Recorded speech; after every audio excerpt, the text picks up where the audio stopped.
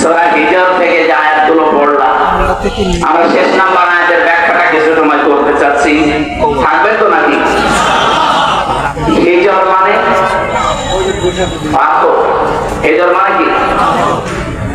আল্লাহ রাব্বুল আলামিন বলেন ওয়া'বুদ, ইবাদত করো, রব্বাকা, তোমার রবের।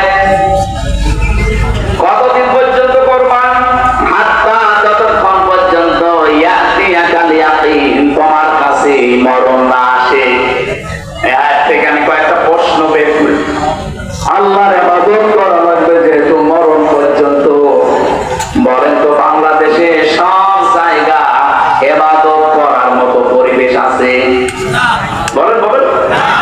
হ্যাঁ, ব্যক্তিগত জীবনে আপনি হয়তো কিছু মানতে পারেন, পারিবারিক জীবনে কিছু মানতে পারেন, সামাজিক জীবনে, রাজনৈতিক জীবনে, অর্থনৈতিক জীবনে, ধর্মীয় জীবনে গিয়ে, আন্তর্জাতিক জীবনে, রাষ্ট্রীয় জীবনে আমার মনে হয় ইসলামকে পূর্ণাঙ্গ মানা